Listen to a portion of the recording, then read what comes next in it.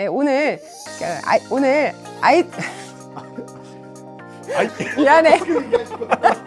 경쟁이 정말 치열해서 전문가의 컨설팅이 정말 이건 필수입니다. 그리고 기업의 컨디션에 맞는 그러한 지원금 전략을 좀 잘 짜셔야 됩니다. 안녕하세요. 아는 노무사 권미영입니다.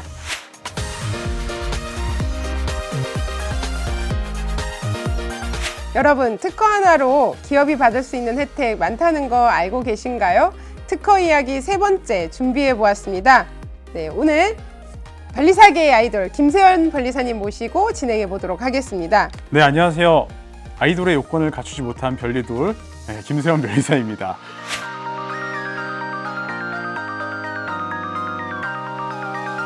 자, 오늘은 이제 권미영 노무사님하고 이제 정책 자금에 대해서 좀 알아보도록 하겠습니다.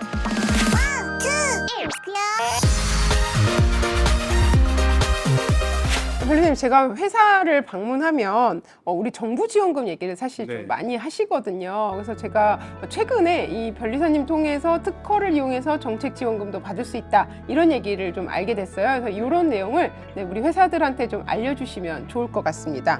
네, 저희 정책 자금이라고 하죠. 이 정책 자금은 이제 우리 특허나 이런 어떤 그 기술적으로 받을 수 있는 거에서 크게 두 가지가 있습니다. 첫 번째는 일단은 무상 정책 자금이라고 합니다. 무상이다 보니까 당연히 갚지 않아도 되는 정책 자금이고요. 두 번째는요, 유상 정책 자금입니다. 요거는 유상이다 보니까 대출 프로그램이라고 보시면 됩니다. 그래서 일단은 정책 자금이란 걸 얘기할 때 저희 대표님들께서 조금 어려워하시기 때문에 우리나라에서 가장 유명한 정책 자금부터 제가 소개를 해드려요.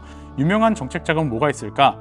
신생아 특례론, 아니면 신혼부부 특공 대출, 이런 것들이 정책 자금입니다. 즉, 국가의 정책에 필요한 어떤 부분에 있어서 자금을 풀겠다라는 취지거든요. 당연히 우리나라는 연구가 중요하고, 그 다음에 우리 스타트업들, 자영업자들 이렇게 상생하는 게 중요하다 보니까 그런 분들을 위해서 정책 자금을 풀고 있다라고 보시면 되겠습니다. 기업들한테는 정말 좋은 기회일 것 같거든요. 그렇지만 또 그만큼 경쟁이 치열할 것 같습니다. 자, 그래서 아까 말씀드렸던 것처럼 무상지원금 같은 경우는 정말 경쟁이 치열합니다. 일단은 무상지원금은요, 대표적으로 사업화 자금과 그 다음에 바우처 사업, 그 다음에 연구개발 지원금, R&D 지원금, 이렇게 세 가지가 있습니다. 우리 사업화 자금 같은 경우는 창업 단계에 따라서 예비 창업 패키지, 그 다음에 초기 창업 패키지, 그 다음에 우리 도약 패키지, 이렇게 세 가지로 나뉘는데요. 요 부분들은 최소 1억에서 3억까지 무상으로 지원금이 지원되다 보니까 경쟁이 정말 치열해서 전문가의 컨설팅이 정말 이건 필수입니다. 그리고 기업의 컨디션에 맞는 그러한 지원금 전략을 좀 잘 짜셔야 됩니다. 그러면 아까 무상 있고 유상이 있다, 이렇게 말씀을 하셨거든요. 그럼 유상 정책 자금은 어떤 방식으로 운영되는 건가요? 쉽게 말해서 유상 정책 자금은 대출이라고 보시면 됩니다. 요거는 아까 말씀드렸던 무상 정책 자금보다는 난이도가 조금 쉬운데요. 기술보증기금이나 또는 신용보증재단 또는 중소기업부에서 이제 그 보증을 서주는 방식으로 대출을 해주는 겁니다. 그래서 내가 어떤 기술력이 있다 또는 어떤 특허가 있다라고 했을 때 그거를 담보로 해가지고 이제 보증을 서줘서 우리가 그 보증서를 가지고 일반 은행에 가서 실제 대출 한도를 조금 더 늘려주거나 아니면은 금리를 조금 인하해서 우대 금리를 받거나 이런 제도라고 보시면 되겠습니다.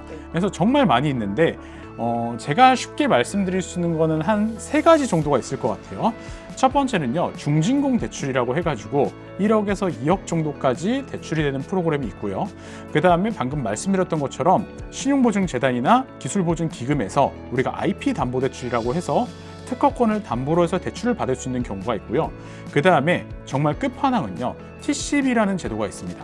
이 TCB의 T가 뭐냐면요, 테크고요. 그 다음에 C가 크레딧입니다. 즉, 기술과 그 기업의 신용 상태를 기반으로 대출을 해주겠다는 건데요. 이 TCB 요건은 이제 특허가 한 7개 정도가 있으면 좋고요. 그 다음에 이노비즈 인증이라는 게 있습니다. 그런 인증 제도를 적극적으로 활용을 해서 TCB 요건을 만족하게 되면은 우대 금리가 정말 많이 적용이 돼요. 그러면 우대금리 적용이 많이 된다는 것은 우리가 DSR 관점에서 봤을 때는 당연히 대출 한도가 올라가게 되겠죠. 그래서 TCB 제도를 활용해서 실제로 어떤 사옥을 설립하신다거나 아니면은 부동산을 구매하셔서 공장을 설립하실 때 활용하시는 기업들이 많이 있습니다. 그럼 결국 특허를 보유하면 지원을 받을 확률이 높다. 이제 이렇게 이해가 되거든요. 예, 맞습니다. 이 제도의 취지를 조금 더 설명해 주실 수 있을까요? 사실 제가 5년 전까지만 해도 특허를 보유하고 있으면 지원을 받을 수 있는 확률이 높아진다라고 말씀을 드렸는데 5년이 지난 지금에는요. 특허가 필수라고 말씀드릴 수밖에 없어요. 왜냐하면은 결국에는 이게 상대평가가 되는 거거든요. 그런데 이쪽 기업도 특허가 있고 이쪽 기업도 특허가 있다 보면은 당연히 나만 특허가 없으면은 상대적으로 열의할 수밖에 없겠죠. 그래서 일단은 특허는 필수고요. 그 이유는 뭐냐면은 특허라는 것은 본질적으로 그 기업의 기술을 권리로서 보호를 하는 겁니다. 권리로서 보호를 하다 보니까 외부에서 볼 때는요, 당연히 그 기업의 어떤 기술적 리스크가 적다라고 평가가 될 수밖에 없겠죠. 그러니까 당연히 우리가 신용적으로도 조금 올라갈 수밖에 없는 것이고 대출 프로그램도 더 잘 활용하실 수밖에 없는 겁니다. 즉, 특허권이라는 거는요, 내가 권리 보호를 받는 1차적인 목적도 있지만 우리 기업에서 봤을 때는 기업의 정량적 지표로서 작용을 하다 보니까 필수적으로 구비를 하셔야 되는 스펙이라고 저희가 말씀드릴 수가 있을 것 같아요. 오늘 이야기 들어보니까 특허가 단순한 보호장치가 아니라 우리 기업 성장의 필수 요소로 저는 이해가 됩니다. 네. 이런 내용 좀 많이 도움이 될 것 같습니다. 회사들이. 네. 맞아요. 그렇죠. 왜냐하면은 아까 제가 이제 1편부터 꼭 다시 보셔야 되는데 1편에서는 직무발명 보상제도를 설명드렸고 2편에서는 연구소 제도를 설명드리지 않았습니까? 그러면 직무발명 보상제도를 활용해서 특허권을 확보를 하시고 그 다음에 연구소 제도를 활용하셔서 충분한 세제 혜택을 받으시면서 이렇게 기업의 정량적 지표까지 만들어 놓으신다라고 하면은 당연히 정부 지원금부터 세제 혜택까지 다양한 혜택을 받으실 수 있다라는 것을 말씀드릴 수가 있습니다. 그래서 특허권은 그냥 내가 만들고 보유하는 게 중요한 게 아니라 어떻게 활용하는지가 정말 중요한 그런 지표라고 말씀드릴 수가 있습니다. 네. 오늘 사실 제가 변리사님을 모신 거는 많은 회사들을 만나다 보니까 이런 내용을 좀 잘 모르시는 대표님들도 많으신 것 같아서 오늘 제가 부탁을 드렸거든요. 네, 오늘 나와주셔서 감사합니다. 네, 오늘 저희 내용이 많은 도움이 되셨을 거라고 생각이 듭니다. 네, 도움이 당연히 되셨겠죠? 네, 구독과 좋아요 부탁드리겠습니다. 감사합니다. 알림 설정도 알림 설정도 얼굴 맞으신가요?